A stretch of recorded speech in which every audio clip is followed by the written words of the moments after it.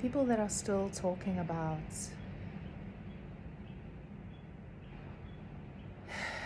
Israel's right to defend itself.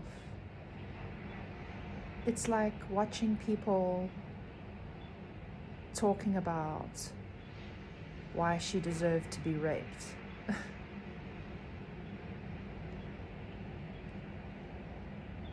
That discussion, that circle jerk of academic leftist wankery is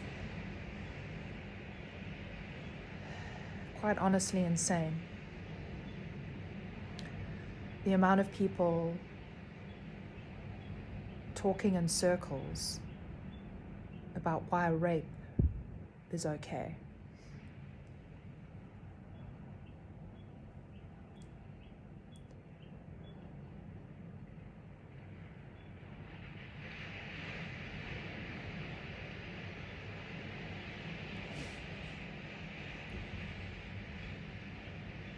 Justifying, was it really rape? Is it really rape? Surely she was asking for it. Is it a continued rape? Oh, I think this is more like a mutual arrangement.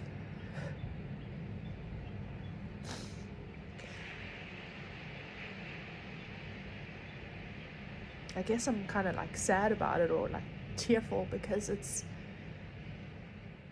like witnessing a psychosis,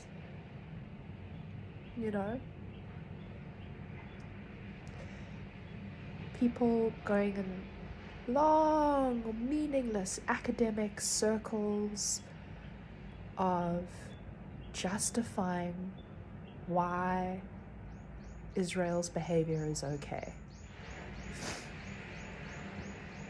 why rape is okay.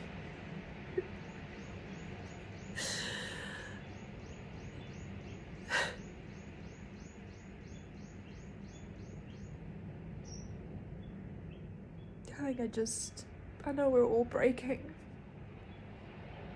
and feeling so many things.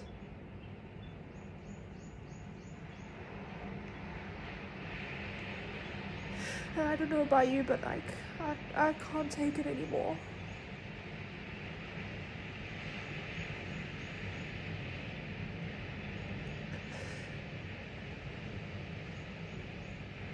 It's such, this kind of Israel diplomacy is very similar to narcissistic abuse. And I went through narcissistic abuse in my upbringing and in my first marriage before I became a nun. And I'm part of that, right? So the narcissistic codependent loop. You're both the abuser, actually. And the codependent is like the masochist. They like to justify rape. They like to justify their own imprisonment, their own oppression. It's like an extreme Stockholm syndrome. And they can get easily confused by the narcissist who's like, no, I didn't rape you. Remember? Oh, when I tied you up, you asked me to do that, right? Oh, you asked me to put a bullet in your head, didn't you? Yeah, you did. That's what happened. You're lying. So they gaslight you and they make you think that the reality that is just obvious is not actually the reality. And that's kind of like what the academic system is now, right? It's been infiltrated by this leftist, Marxist, Zionist ideology. So they've infiltrated, that's their left tentacle, academia. Their right tentacle is kind of religious Christian Zionism. But the academics, they just go around in discourse saying so many things but saying nothing at all until they just forget entirely what's just blatantly wrong and right. Like, no, that's rape and it must stop. They're like, no, let's analyze the rape. Let's think about this rape. And that's so narcissistic. And it took me a while to come out of being in this sort of narcissistic abuse pattern. It's very hard. It's very sticky to see through. And I can see that we're in it culturally as a collective.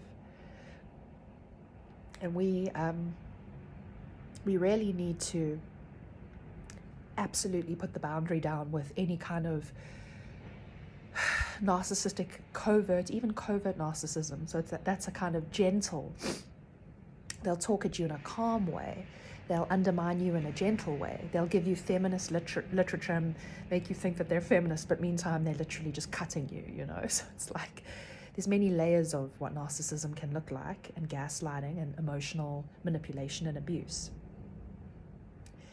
And I think that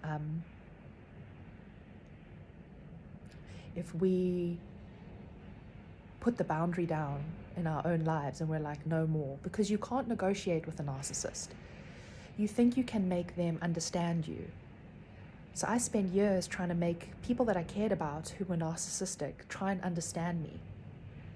And you think you get through, but you don't actually, because the same thing occurs not too long after it, a month or a few weeks after or a day after, the same thing happens. And you're like, and then you go into the same loop of hear me, why are you doing this? You know, don't you see this perspective? Why can't you fulfill my need? Why can't you see me? Why can't you humanize me?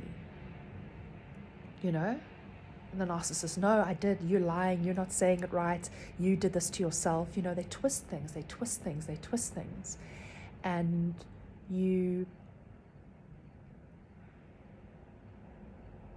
if you end up staying, you're in that kind of narcissistic codependent loop. And that's what I think the reptilians are in life. This government, this Zionist system is narcissistic. There's many narcissistic people in the world who have this colonizing poison in their brain. They justify inhumanity, inhumane behavior. They try and make you think you're crazy for just seeing the obvious. Like, no, that's rape. Like, there's nothing to discuss here. Yeah. And if anyone's in a position in life, with any person in your life, person, institution, job, friendship, lover, whatever it may be, and you're in that place of being manipulated in that way, they won't change. Psychological kind of literature shows that it's very hard to change a narcissist. It's likely they won't ever change. And I used to stick around. They're like, no, they'll change, but they don't change. That's the big realization. And the only thing you can do is leave and put up the boundary and in no way engage in that anymore. You know? Protect yourself. Stop those relationships entirely, because this narcissistic Zionist entity is an externalization of our own pathologies. And if we are in narcissistic dynamics in our lives and we are allowing ourselves to be gaslit, then Palestine will continue to be genocided, and the world will continue to be gaslit by Zionist propaganda, the narcissist in the room, you know. So I guess this is just me saying, take the power back for yourself.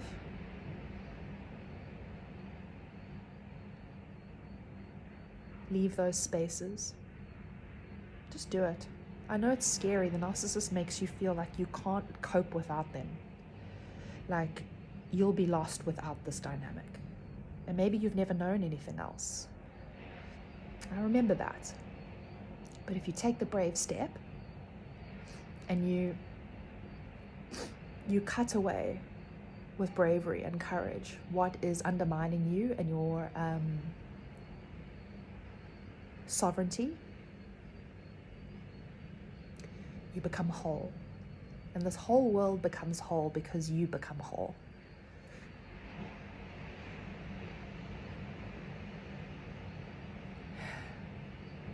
I live by the ocean.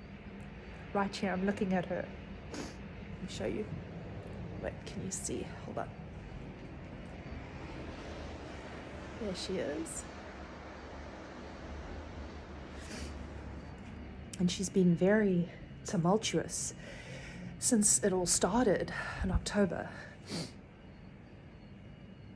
It's been muddy, noisy, crazy ocean. It's been chaotic. just like the earth. And today she evened out. She's a bit calmer today, and for the first time since October 7th, I've seen the dolphins come back. I saw them this morning.